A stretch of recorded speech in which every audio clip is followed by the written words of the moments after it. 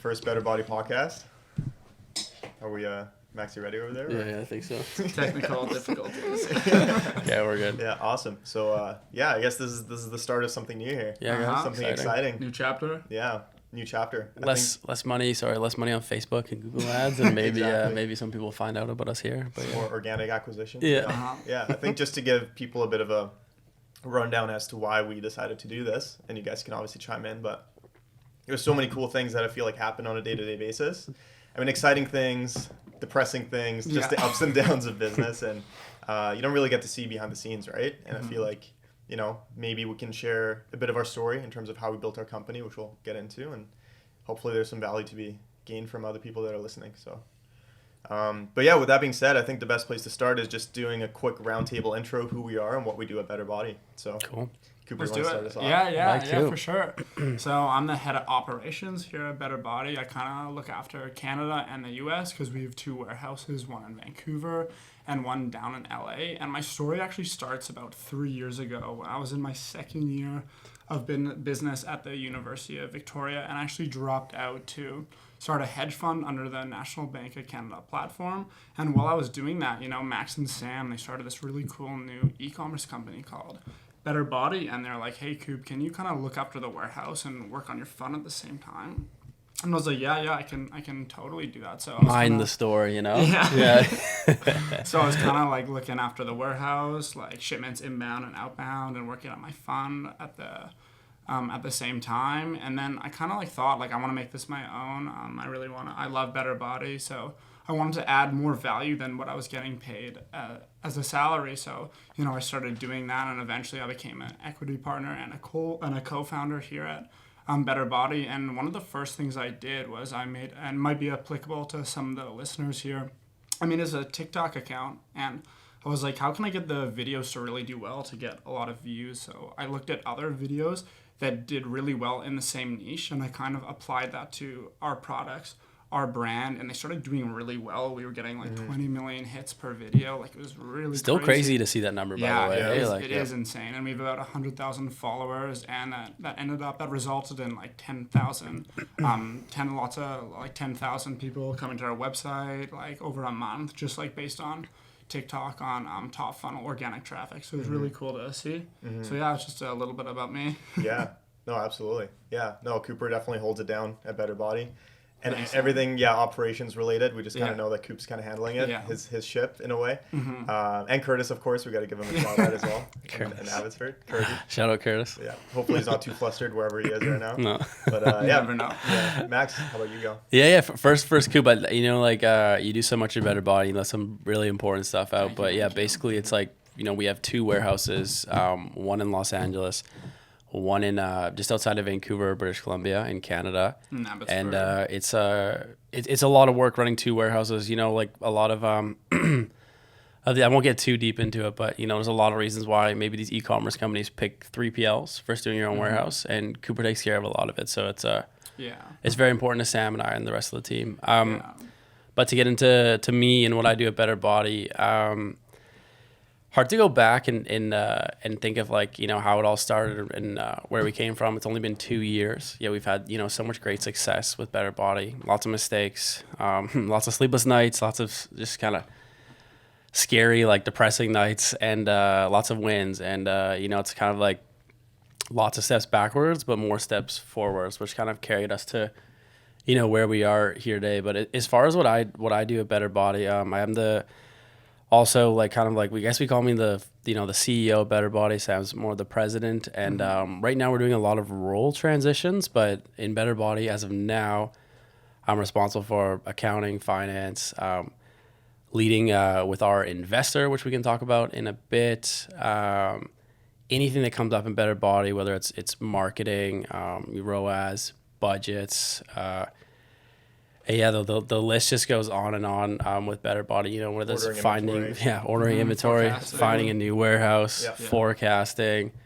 All those things are, I don't know how much, the listeners really know about forecasting, ordering, but it takes a lot of time. It's very, you can ruin the business or, get us go bankrupt if you order too much or not enough. So it's as some of our mentors call it, it's an art, not a science. But yeah, the thing in Better Body is we all do a lot here. We all wear a lot of hats, but that's just some of the stuff I do. But then Sam, yourself. Yeah, of course. Yeah. So my name is Sam, but also Saam sometimes. Yeah, sometimes Sometimes, depending on the person. Yeah, and I'm, as Max mentioned, the president and one of the original co-founders of Better Body. More so, I would say CMO, Chief Marketing Officer, is probably the most appropriate title in terms of my day-to-day. But yeah, so I handle everything that's related to, anything that touches branding, marketing, our acquisition funnel, strategizing around, what kind of marketing activities to introduce to the company. I remember when we initially started, it was just the Facebook ads, Instagram ads, and when we were bootstrapping, it was just me doing it, more so myself. And obviously, we've kind of scaled away from that, and we've outsourced a lot of it to people that are even better and brighter in those areas. To add on, incredible. Website copy, like Facebook ads, Instagram ads, like everything. So crazy. Yeah, the photos. The photography, social media management at the time. Now it's definitely more so of like a management role, I would say. We've got a really solid team. Shout out to everybody who's a part of it. The Northern Digital, our email marketers, Upton and Safi. Yeah. Huge shout out to them who hold it down. 30% of our revenue coming in from email every month, which is phenomenal. Around that number. Robbie, our rock star organic social media manager, content creator. Brandon David, our videographer, super good. So yeah, it's kind of just like leading that team, making sure that we're doing our quarterly content shoots. Anytime there's a new product, making sure that we've got new photos of it, getting it up on the website, making sure they look great. And yeah, it's been really exciting to kind of see the growth of Better Body from where we started in 2020. Maybe to give the audience a bit of a rundown, because I just realized we didn't really dive too deep into what we do. But essentially, as you probably guessed from looking at the website, if you have, is we sell home workout equipment. And it started during a time when I feel like there was a big shift in the marketplace in terms of people looking for alternative options due to the pandemic. And I think that might be a good segue, is like why we started Better Body. And yeah, as I'm kind of going and building on that point, building on my story, again, prior to launching Better Body, with the guys here, I was running still running a digital marketing agency by the name of Pulse Digital. Max's and Cooper's family business. Being Around the World was actually one of my first clients that I got in 2017, which was huge for my career at the time. It was just kind of like the starting grounds. And over the last, between 2017 to 2020, I was running my digital marketing agency, managing multiple different clients at a time. That self-employed life, had an office in Gaston at one point, 2 employees, really exciting. But once the pandemic hit, because I was servicing a lot of service-based businesses like coffee shops, barbershops, things like that, as soon as the pandemic hit and they had to close their doors, marketing was the first thing to go. So with that, it was a very scary time. I remember in like April of 2020, we had to move out of our office, had to let go of employees, had to lose pretty much 60% of my clients in the span of 3 days.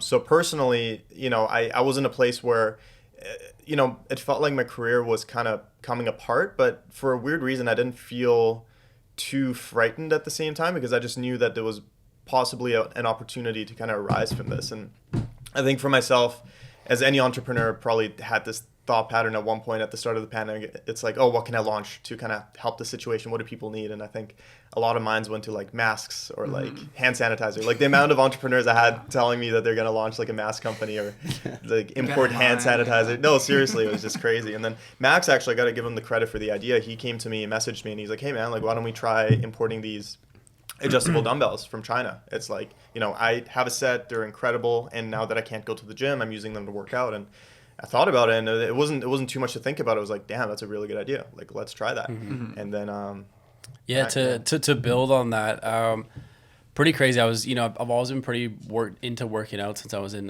university. Since I was about, I don't know, when did we start university? 19, I think.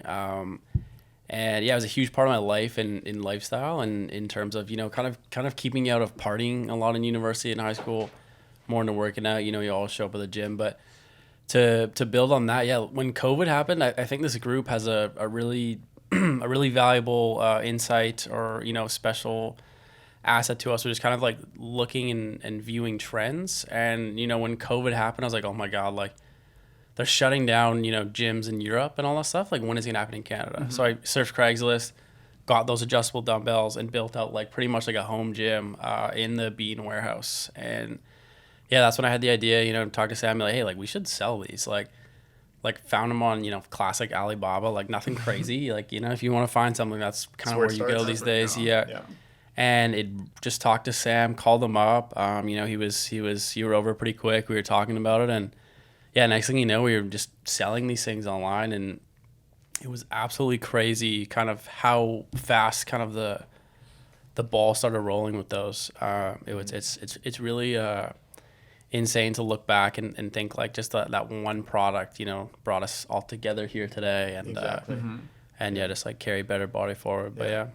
One thing I'm curious to kind of dive a little bit deeper into as well, Max, is the starting capital we used to launch Better Body and how far we were able to stretch that. Yeah, $10,000, everyone. Not not that much money. Yeah, it's a really cash intensive business. Yeah, it's a very cash intensive business. Yeah, and for context, sorry, just to put it out there, because I feel like there's going to be a lot of people that haven't started a business and they're like, oh, $10,000, that's so much money. But if you look at the grand scheme of things, and just all egos aside, like $10,000 as a seed round for any business, like to build what we built out of that, it's very unlikely and very hard to kind of, generate revenue from that. But I'll let you keep going. Yeah, very well said. Yeah, like, for anyone out there, like, you don't need a lot to start, and it doesn't need to be $10,000. I think, the more you're going to start out with, the faster you kind of see results. We had this great idea at Better Body to start a pre-order. So what we did is we basically, had this $10,000, ordered a bunch of units. Then after we put the order in China, the ETA for RAL was probably about like 60 days. Because everything comes on ocean, you can't airship dumbbells. It comes on the ocean containers that sit on top of the freighter. Because shipping would just be insane if you were to ship it. Yeah, putting those on a plane, we'd be out of business. Yeah, because the containers weigh, like, with all the dumbbells in them, like 20,000 pounds. Yeah, so exactly. It doesn't make sense to airship it. No, not at all. And even with, like, if you're selling t-shirts, whatever it is, your margins always be better doing ocean. But circling back to, just with that, when we launched into our pre-order, what we were able to do is we were able to sell almost all of our dumbbells, within a few weeks of them actually, within a few weeks of us launching the site, when they're still maybe 4 or 5 weeks out. And then we were able to use that money and just buy more and more inventory. We made lots of mistakes. We definitely overpromised and under-delivered there. Just due to the pandemic, it wasn't really our fault, but we own the business. It is our fault. Yeah. Lots of shipping delays. I remember people being so mad that their dumbbells weren't coming. We're like, hey, we'll give you a refund, and they're like, I just want my fucking dumbbells, you guys. Like, I don't want a refund, Or like, it was pretty crazy. But yeah, just by having that unique product that people wanted so much, and that was a bit more diverse than your mask, your sanitizer, stuff like that. Not as many competitors.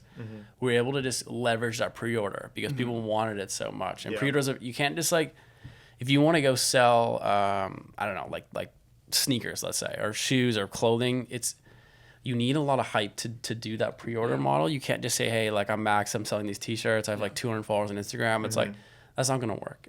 So basically, if you don't have that and you have a bit of cash, you want to find that product that people are really going to want and need and they're willing to wait for.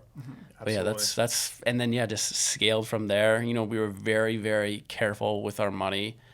We weren't out buying Lambos. We weren't out buying doing big dinners, all that stuff. Buying all designer clothes. We were very, very meticulous and careful with our pennies. Barely buying DoorDash and the Uber. No lunches, no nothing. Barely, barely buying lunch for anyone. We'll talk about the heating scenario later. Oh yeah, Max likes to count his pennies. Yeah, like. And it really serves the business. No, it does. It does. Like, but it's just funny to kind of think about. But it's so crazy. And it goes to show, like, when you're starting to make money, just save it as long as you can. And when you're burning out and all that stuff, like, sure, treat yourself, but the longer you can kind of put it aside, the more all the funds and the business is going to grow, and the healthier the business is going to grow. But yeah, crazy times. I think that's one of the big lessons I learned in this kind of working partnership with you guys is, because Coop, you're definitely like this as well, and Max is definitely the leader in terms of like budgeting and finance and all of that, but yeah, just the difference it makes to not overspend too soon. Because I think it would have been very easy to kind of look at all the revenue coming in and trying to upgrade our lifestyle, maybe buying a place, buying a nicer car, all of those things. But the fact that we did it, I'm really proud of. And because for me personally, if I'm being honest, when I'm running a business, I've always been a little bit more loose with spending. And obviously I'd spend it on things that I think are going to lead to a lot of growth. But there was very little resistance for me to make that expenditure. But I feel like now working with you guys, I've gotten like much sharper in business in terms of just really being careful, always negotiating everything, like every fee, every contractor fee, when we have Shopify apps that we got to install on both our sites, I reach out to them. I'm like, hey, so we already have it on this side. I want a discount on this, and like just doing that over time, it just compounds, as you said. Yeah. So well said. And the only reason why I know that's from one of my mentors back in Spain, which you can get into later. But yeah, I was like, they had so much money. They're running this business. So it's 10, 15 mil plus a year, and they were debating whether or not they pay like $80 for some app a year, and I'm like, insane. I'm like $80 a year, you guys, like, like, do you want me to pay for the app for you? Like, what's going on, And it was the principle, right? It's the principle, and it taught me so much. It's always that thing. It's more of like the UK side of things that say, look after the pennies and the pounds look after themselves. That's a big one. But yeah. I think one thing important to note as well is when we started this business with the 10K, people might be curious, like, how'd you guys spend it? Where'd that money go? Yeah. What did you use it for? And you'd be surprised to hear that, or maybe surprised, maybe not, but it was 90% used for inventory, maybe a bit on ads.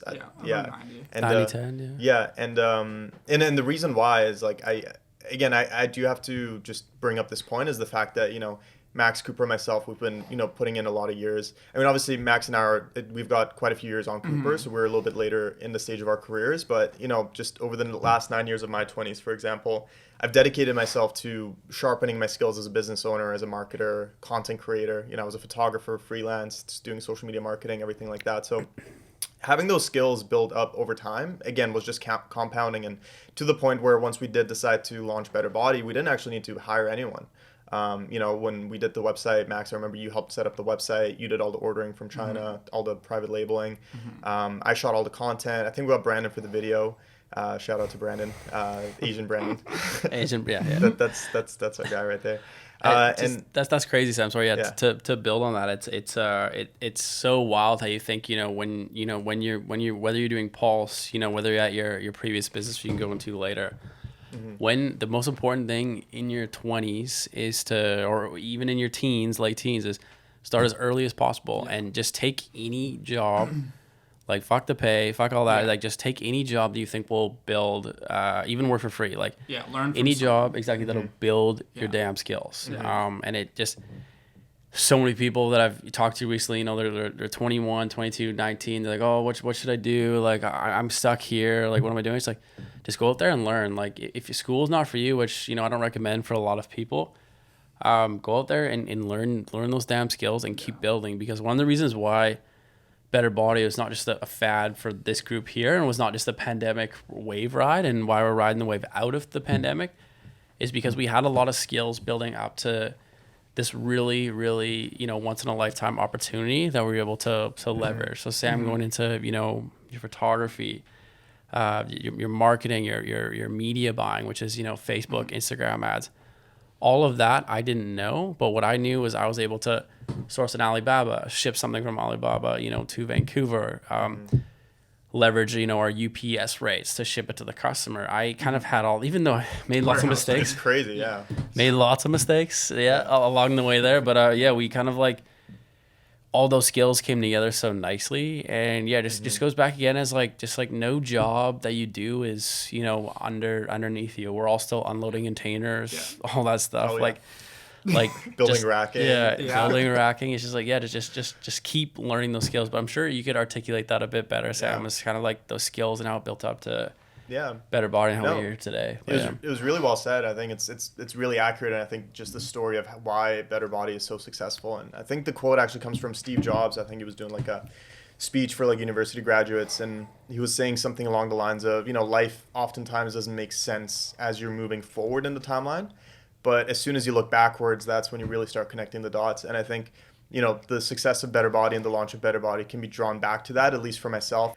not, like 18-year-old me, my first business was launching like a clothing line, you know, learning how to like order the samples and like the t-shirts, the screen printing and the heat press, everything like that. And then feeling throughout that process, it's like, and then from there going and building a affiliate marketing website, you know, which both of those ideas failed, and there were like 8 other failures after that. Max, I know we did a couple drop shipping businesses that failed, but it was really through those failures that kind of pushed us and myself to learn a lot of these skills and always taking that chance. And you know, just doing media buying for other clients and social media management, like all of those tools I never would have imagined would serve me in building this, you know, $1 million business with you guys. But, you know, now that I'm looking back, it makes total sense. So I think kind of a bit of advice as you were giving it to people, Max, I'd agree with that for sure, especially younger people that are a little bit lost in life. It's just the main thing is like, don't worry about having it all figured out, because that's never really going to happen. No. Even when you get to later stages, like things will make more sense and be more clear. But for now, just figure out kind of where and what part of the world you want to kind of work in. Is it business? Is it marketing? Is it finance?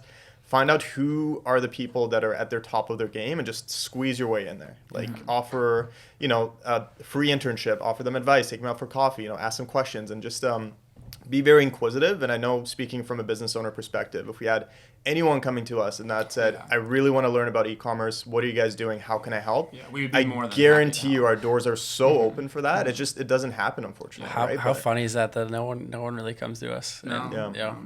You've an edge to being young, you know, because if you go up to someone and you see a young guy that's really eager to learn, they're definitely going to help you. Huge. 9 times out of 10. Yeah. To build on that too, like start today, you know, like don't start later. And it goes back on starting young and all that stuff. And you don't need all like, when Sam and I are talking about, you know, kind of building those tools as we grow up in our 20s, like start today so you can build those tools. You don't know what tools you're going to need to build. Yeah. And this isn't just us saying this. Any really successful person would say, you know, start as young as possible. But Coop, I know you made the decision, you know, to drop out of UVic. I don't know if you highlighted on that, but as a brother, I was really proud of that. But Yeah, I mean, I could have graduated from UVic if I wanted to. Maybe. Maybe. But, you know, there's just better opportunities, and one thing led to another, and I'm really excited to be here with Better Body. And for those of you that don't know, with that $10,000 we first started with, we were able to generate over 2 years, over multi 7 figures in revenue. So it's been a really exciting journey for all of us. Yeah, absolutely. And yeah, Coop, I guess that's a perfect example of what we're talking about in terms of you taking that chance and taking the path that seemed more safe, quote unquote, maybe from a lot of other people's eyes. But, no, totally. I could have stayed, and then you got an office job, and everyone was like, "What are you doing?" And I was like, "Well, I just want to do my own thing." Yeah, it wasn't everything that I was learning at UVic. It was a great school, but it wasn't applicable to anything. I kind of found like. I had to take my core business classes, and I could also take electives, and I was learning like art classes and business school. I was like, what am I just doing? laughing at all the courses. Yeah. But I think one thing that's really cool about that too is that, you know, when you came into Better Body at first, you know, it was huge help, still is, you know, insane the amount of work you do, and you know, just having to look after the warehouse, and you weren't coming to us and working and then just kind of every 2 weeks being like, okay, so what's going on? Can I get a pay increase? Can I get equity? Like nothing like that, right? You were just putting your head down. You were just doing the work, showing up every day. Yeah, every day I stayed in. I came early and I stayed late. Yeah. Every day. Honestly, that's kind of how I did it. Yeah. Sidebar to that, sorry, Goop, is like, is when even if you're at the corporate office, wherever you're at, I have a background of, you know, being at lots of different businesses. I'm still at other businesses besides Better Body, but Better Body is easy 90% of my time now. No one fucking shows up early and leaves late. No one does it. It's such as a business owner looking at that, sidebar of the Better Body crew. The Better Body crew works tirelessly, long hours, and shout out to everyone on that team who works so damn hard. But you know, anyone else in the corporate structure, they don't come early. Yeah, it's very and they easy. don't stay late, and it's so easy. Even we're talking about doing extra, doing the things to get noticed. You know, and just literally start early and finish late, and you'll. And if you're an employee and it's not your business, you're like, oh, why would I stay late? Exactly. But if the employer sees you doing that, they're gonna move you up. They're gonna be like, okay, this guy's fucking hungry. Let's move him up. You know, let's get him to managing people. Let's keep on moving him up. Yeah, it's very interesting that you guys brought this up because I was literally thinking about this the other day. And I think in order for that, I agree. I think the best way to get noticed in a company, no matter where you're working, is to put in extra work and actually make yourself be very, very useful. And if anything, like try to replace yourself in the company. Yeah, exactly. And what I mean by that, to elaborate, is is like, if you're doing something that you feel like can be outsourced for cheaper or something that can be done more efficiently, if you go to the business owner and show them that efficiency, they're going to notice and they're going to level you up. But I think the only time that rings true, and this is what people have to be careful about, is just making sure that you're in a corporate structure where that boss would see eye to eye in terms of helping you get up there, because that can also be empathetic to the fact that there are a lot of businesses where just bosses are maybe not really into that idea and they're just trying to squeeze you, and that exists, so we're being very mindful of that. But in our experience with Better Body, for example, and other businesses I know, it's like, if you show up early, get out of there late, put in the extra work and think outside the box, then people definitely notice that and they will reward it for sure. Simple metric is add more value than your salary a year. It's pretty easy. And if you are stuck in a position, where there's business, politics, stuff like that, where you can't rise up, get out. Like, well, what is it doing for you? Like get out of there. Your parents are in Vancouver, or wherever you live, your parents at home, move back home and fucking get your shit done. Like, it's simple, but it's not easy. But it's just like, find something else. And then for anyone who's like the mentality of going back quickly, it's like, well, I don't want to like make my boss rich, or I don't want to, do this. It's like, as Sam said, as Cooper said, you will be rewarded if you do that. Like, you cannot think like that, because it's a huge trap. And if you do think like that, or sometimes I think like that, then start your own business. And if you don't want to start your own business, then go back to work, right? Like, in that sense. But yeah. Could you get into more of the bootstrapping, and how are you able to do that with the containers? Yeah. So with the containers, you mean like how we're able to buy and leverage money? Yeah, and how the containers, for example, they take usually about 1 month when they're on the actual freighter to come into the port of Vancouver for us from China. Yeah. So I'm not a financial expert. It's not financial advice. But yeah, like, so going back on the 10,000, Coop, it's all, as everyone here knows, it's all about the pre-order, being able to sell stuff ahead of time. So when you have inventory, so it takes 8 weeks for something to come, for something to be made in China, then come to your local port, wherever you are. If you're lucky. During COVID, it could be sometimes double that, 12 even weeks. Triple that for us. Terrible. So the king of this whole situation is cash flow. So if you're able to sell stuff before it lands, you're winning. The biggest thing is, like, usually a normal vendor, you have to pay 30% of the funds, or of the product cost for them to get started. And then before it ships, you have to pay your additional 70%. So your full 100% is paid, and then you can still have 3 months where the product is not in your warehouse.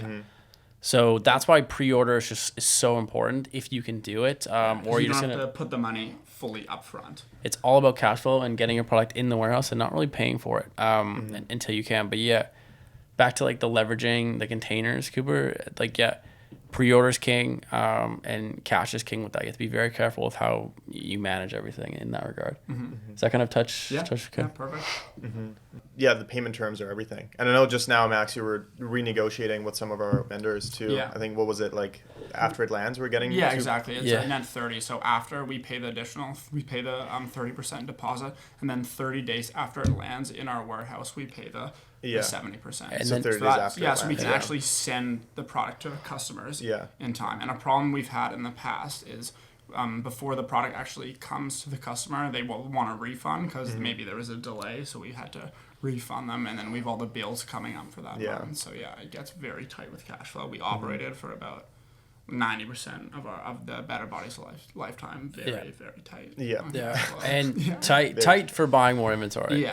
But it's going into that right now. Our current payment terms, for anyone who's curious, this isn't rocket science.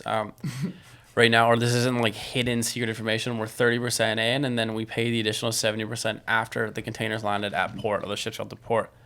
But the problem with that is, with the backlogs in the Los Angeles port or the port of Vancouver, you can be another 3 weeks. If there's an inspection, there can be another month. Exactly. So we could be out like, one container, 70% could be $50,000 US, $40,000 US, and that's just sitting there. It's money just sitting there not used. So that's why it's important. So there's a 20-foot container that go on the freighters, and there's also a 40-foot container. And pre-pandemic, a container would cost about $4,000 Canadian, or US, to bring it from China to Canada. And at the peak of COVID, it was about $24,000, maybe even a bit more, to bring it from China to Vancouver. So you can see why this business is so cash flow intensive. Yeah, absolutely. And I would say too, like, and one thing we can touch upon is like, with that increase of cost and freight, I think a lot of people would think to themselves, how did that not absolutely destroy your margins, right? And I think the way that we did, like, obviously it affected the margins for sure, but I think one of the reasons we were able to get away with it and still have very healthy margins is the fact that we started doing our own third-party logistics and fulfillment from day one. And again, the only reason that was possible was because Max and Cooper kind of put in the work with their family business and, you know, worked in the warehouse, knew how to operate a forklift, knew how to like get stuff into the warehouse, UPS, Canada Post, get stuff out of the warehouse to customers. And, you know, it's a really big deal because initially when I mean, 9 times out of 10 in a typical e-commerce scenario, when you scale outside of shipping stuff out of your garage, you go to a 3PL. And for people who don't know what that is, it's essentially like a third-party logistics business. It'll be a warehouse where you send your inventory from China most times. And then it'll sit there, they'll charge you for storage, right? And then they'll also charge you for shipping the products out to your customers. There usually is a pick and pack rate of whatever that is, maybe $1 per pick and pack, $1.20. They'll charge you everything along the way. Everything. Labels, boxes, tape, everything. Everything you can imagine. And like inventory counts. It's really and, crazy. And for any startup that was operating with so many moving parts and us scaling from one product to now over 70 products, there is so much room for error because we're a startup. You know, some boxes would show up with missing parts and pieces and had to put different labels in there and stuff. So if we were to work with a traditional 3PL, just imagine the upcharges of all of those mistakes, right? On top of paying a premium on shipping, which they would definitely charge us as well on heavy items and the heavy duty fee and like getting the laborers to ship that stuff out. Exactly. It wouldn't be a sustainable business. So it's our moat, right? It's our moat. And going back to that, like after I had my university degree, a business degree from UBC, I worked in a goddamn warehouse, figuring stuff out, learning stuff, right? So it doesn't sound that sexy, but warehousing is half the business. It's very important to be efficient. If we bring it back to that $10,000 thing that got us started, you know, a lot of we haven't touched on this a lot, but we also have a 3PL ourselves called Bulk Fulfillment. And it's been a way to help us, you know, pay rent in our big warehouses that we've come to along. We've already been in 3 warehouses in Vancouver alone. In 2 years. And this, you know, maybe we can touch on Bolt and, you know, on another podcast and you know, go into details about it, the business, the margins, all the stuff. Do a 3PL episode for sure. Yeah, but this thing has helped us, you know, pay rent. Yeah, if I can jump in, like a typical e-commerce person selling like clothes or something light, of course they can just give it to a third-party company because it's not that expensive. It's only like, you know, under £1 for them to ship a package out. But with our boxes, some of our boxes are 50 pounds, 70 pounds, or even over 150 pounds. We can't actually give it to someone or the charges are going to be exponential. It's going to be really pricey. So me and Max had a prior knowledge of having warehouses and using forklifts and using racking and dealing with all of that. It doesn't sound sexy, but it's super useful. It allowed us to actually fulfill our own inventory, which has been a big edge and why it's such a moat to get into a business where you're shipping heavy products. For sure. Yeah, because if I were to start Better Body on my own, for example, I would be so lost in terms of everything related to like logistics, like how to get UPS rates, Canada Post rates, getting the worst public rates probably at the start. You know, even operating or getting a forklift lease. I remember when we first did that, I was like, wow, this is insane. Like we have a forklift, like, it's like, and I'm just like driving it around the warehouse, like playing like Gasolina or whatever, the Fast and Furious song. Like one of the first days I was at the Better Body warehouse, Max is like, we got a shipment of benches coming tomorrow. I mean, can you unload it? I'm like, I don't even know how to drive a forklift, so I learned on that truck. You're Mackenzie. You'll be exactly. It runs in the blood. Touching on Better Body, Sam, like the story, what have we left out for people who don't know much about Better Body?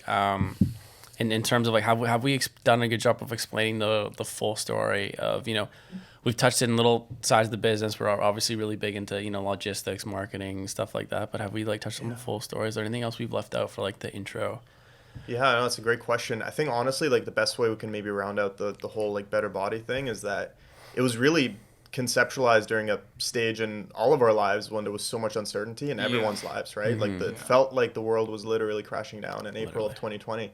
And I think one thing that I'm really proud of and grateful for to be kind of like in a group of like-minded people like you guys and business partners and friends is that, you know, instead of cowering away or trying to fall into that fear-based mentality and having it affect us, we really just got really creative and tried to figure out, okay, what can we do to actually provide value to people?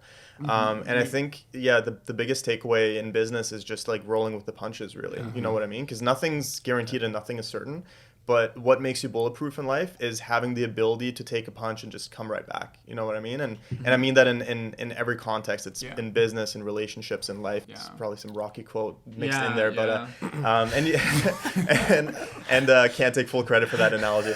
But and yeah, the other thing too is that I'm just really excited about the fact that we sell something that's actually good for people, as long as they're using it. Yeah, we change people's lives. Yeah, exactly. And it was during a time when a lot of people were spending time in their homes, probably dealing with a lot of different issues. I know myself, I was in my head a lot during that time as well, and not being able to exercise and doing the things that would literally de-stress you. And so it's just really exciting. And I think, on top of that, I mean, it's possible. Like, do the work. It maybe doesn't take as much investment as you thought, especially if you've really sharpened your skills. And it's insane, but a lot can happen in 2 years of just diligent hard. I shouldn't say in 2 years, because it was really diligent 9 years for us, and Coop maybe a few years less, but like kind of putting that work that compounded to this point. But now we had this like hockey stick curve kind of growth trajectory within those 2 years, because everything we did prior just prepared us for the opportunity.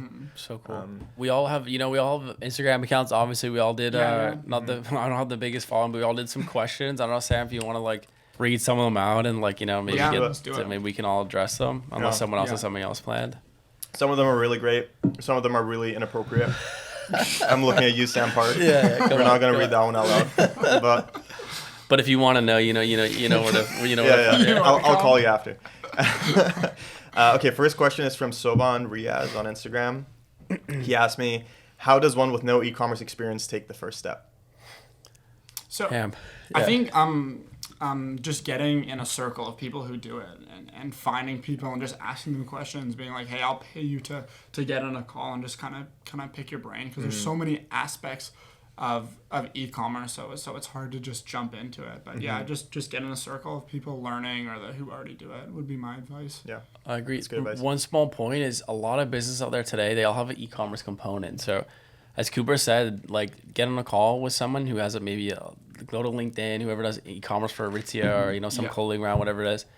Get on a phone with them. Usually they're happy to talk. And if there's a smaller business, like, show up to their warehouse, like, email the guys and like say, hey guys, I want to work for free. I want to learn. Like, I want to learn on weekends, whatever it is. Yeah, even if it's just a couple days, you'll learn so much. Yeah, and for sure.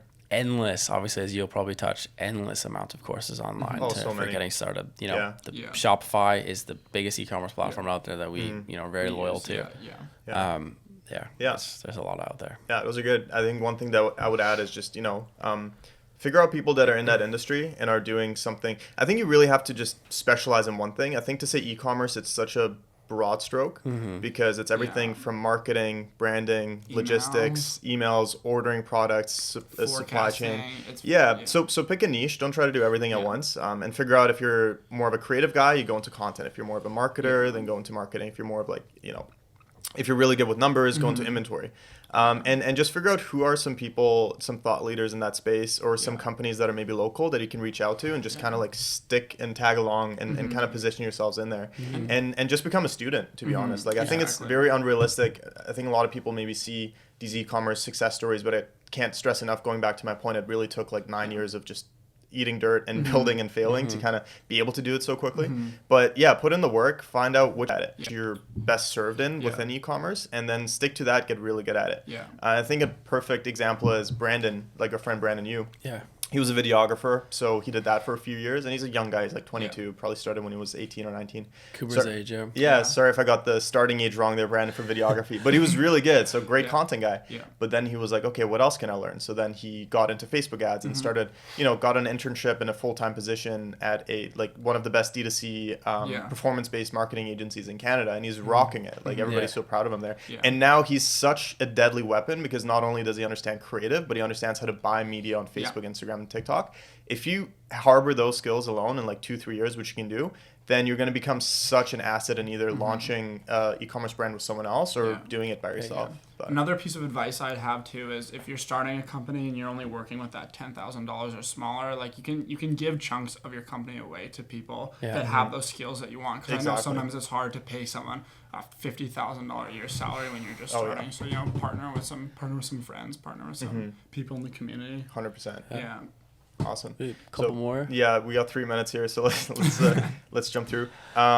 So Cameron, my friend Cam, asked me on Instagram, why doesn't everyone do this if it's accessible? Yeah, so I think it's because of the moat we have for Better Body. It's hard because you need so much money to start to fill up a 40-foot container, bring it over, to just know the people how to bring a container over. It's really tough, and then bring that into a warehouse, have a forklift to unload it. Like, just logistically, it's very hard and cost intensive to start. Yeah, and why doesn't everyone else start this? Is you have to put everything, unless you're like loaded or your parents are loaded and they're going to give you like 50 grand. You have to put everything you have on the line to start something, and sometimes it's not going to work out. So it is accessible to everyone, I believe. Yeah, me too. But you have to get started, and it doesn't have to be a massive investment to get started either. To contradict myself, but if something works, you're gonna have to sell equity, as Cooper said, or you're gonna have to, go all in to stretch out that product and see if it works. And just because it works, that first few weeks that you're doing it or whatever, doesn't mean it's gonna work a year later or whatever. So it's risky. The ability to find problems and actually solve them. Like something I live by is like, we at Better Body, we never make a mistake more than once. It's good to make a mistake because then we learn and we grow from that. And just, you really have to put in the time, like unloading containers at midnight. You just got to work harder than anyone else to be able to. The port sleeps for no one. Yeah.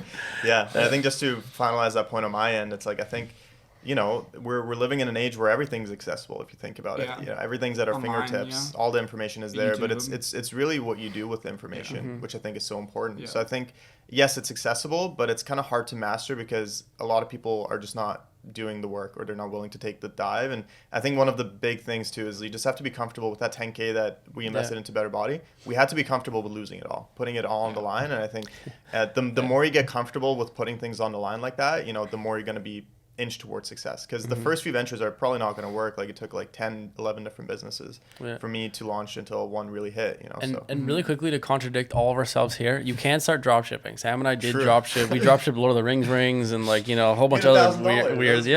That's a really good idea. You can test out a product, and if you get sales, you can refund them if you don't actually have the product. There's lots of things. We can go big into that later, but let's keep going here real quick. Excited, we've got so much content for the next one. But Callie, one of our really good friends. Shout out to Callie. Shout out Health Hustle. Hustle, love those guys. Did you guys leverage credit or investment to scale, or was it all from that initial 10K? LFG, exclamation mark. LFG. I can go into that. Yeah, the 10,000, and then we used kind of my. I just had some investments and stuff like that in the background. We were able to get an Amex with a pretty big limit on it. What was the limit? 50 grand, and then it was unknown, and it's still unknown now, but it's over 100 at least for now, which is great. The limit yet, which is we've never made one late payment on that thing before, and I would never recommend leveraging a credit card, but that's the only thing that we've gone into until we've taken a recent investment as a loan. We have also a draft and overdraft. We've never gone into it either, because I don't recommend that.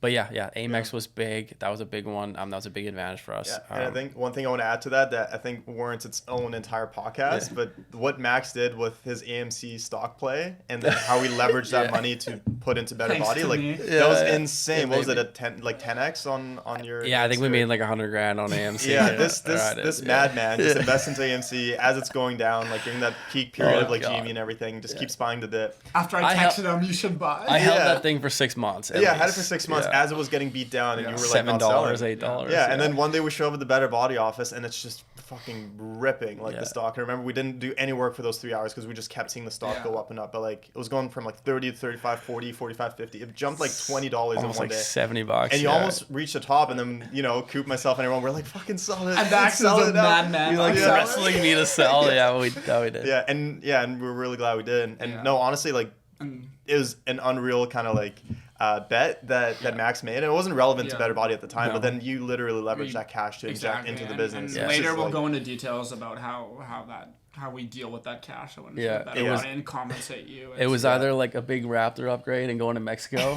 or it was putting in the business. And of course, we always put the money in the business. We'll come back for the Raptor. Yeah. Okay, moving on real quick. Just a few more. It's not a question, but just Andy Moore, a good friend from high school. And Andy gave us, by the way, his apartment to stay in when we first went into Los Angeles for free. So thank you, Andy. That was a big one. Saved us a couple grand there. Yeah. Andy's a legend. He said, "Oh, I'll be tuning into the podcast." So he's just being supportive. That's one viewer. Thank you. That's all we need. Great. Yeah. All right, let's pack it up. And Charlie Sun, another one of my good friends here, asking things you wish you knew before your launch.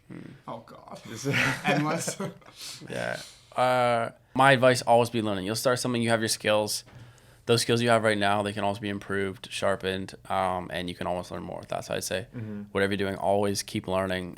There's always new trends that happen. iOS 14, like ruining our Facebook ads, stuff like that. Yeah. Almost putting us out of business. Always be learning and adapting.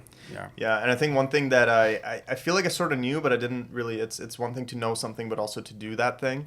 It was the diversification of our marketing channels, as you mentioned with iOS.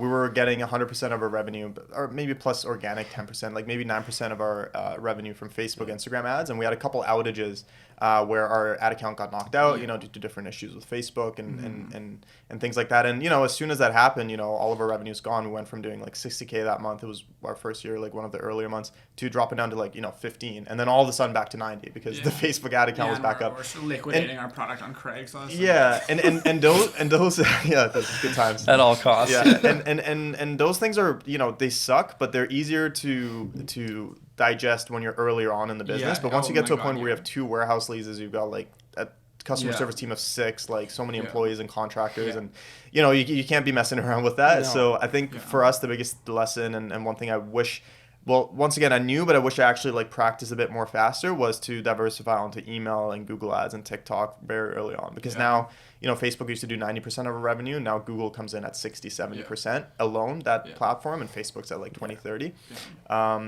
So that was one for me. That was good. I want to add one more thing in there besides always be learning. It's just outwork everyone else. I think Elon Musk said this in some movie I watched recently. He's like, basically said, like, the average person works 40 hours a week, work 80 hours a week, and you literally double ahead of them. Exactly. I know. So yeah. It's just as Max would always say, just be cheap. Like we have a warehouse. We have a warehouse in the U.S. and it's a shared warehouse, and it's just the worst. Like it's great that we have a product there, but we have 4,000 square feet in a massive warehouse, and we are just heavy out of room. It's tight. We are like 30% looking to upgrade, overextended. Like we have too much inventory by 30% for that work. Yeah. And then the final thing I will say, that's a really good point, Kuba, kind of inspired me on this point as well. Just one more thing. Honestly, like any issue that you run into in business, it can be solved. Yeah. It absolutely can be. It just comes down to like how much grit do you have to figure it out. And I think we've been in so many positions, cash flow wise, logistics wise, products, customer service, just so many things that would have made it so easy to just throw in the towel and be like, you know what, this is too big of a problem. Like when we moved to the States to be more profitable, and we had literally had 3 containers at the US. Oh God, that's a whole and we other didn't story. have a shipping account to ship out things in the US. So we had to apply, and we thought our US rate or our shipping, our UPS rates would just come from Canada and be pushed over to the US. But no, we had to reapply. So we got the rates, and they just weren't what they hoped to be. So we weren't doing well on our products at all. So we're like, oh my God, this is not worth it. We started shipping LTL. That's a whole other story. On top of that, our lease fell through 2 weeks before we were supposed to move in. Yeah. Anyways, I know we want to keep these things kind of on the shorter side, but this is really exciting. We have so much to talk about. We could probably be here for like 6 hours. Exactly. Talking, but But maybe just to sign it off, obviously, thanks everyone for tuning in. If you have so much, guys. If you have any other questions, feel free to message us directly on Instagram. Mine is just Saam, Saam Rahim on Insta. Max McKen, same thing. And Cooper McKen. Nice. We're actually brothers. I copied that. Yeah. If you guys didn't clue into that, 2 brothers on that side. We got to get Keon in on the next one. Have my brother. He works with us too. This has been really great, and I think we already have a lot of ideas for the next one. So. Yeah. And then quick, I have to always say this. Anyone who wasn't mentioned, a Better Body, who puts in a lot of work, we appreciate you. Luby. Luby, Curtis, Jam, Keon, we touched on. Everyone is such a valuable point, and we wouldn't be here without any of those guys. 100%. Yeah. Cool. Awesome, guys. All right. We look forward to putting more episodes out and all that. See you later. See you guys. Bye.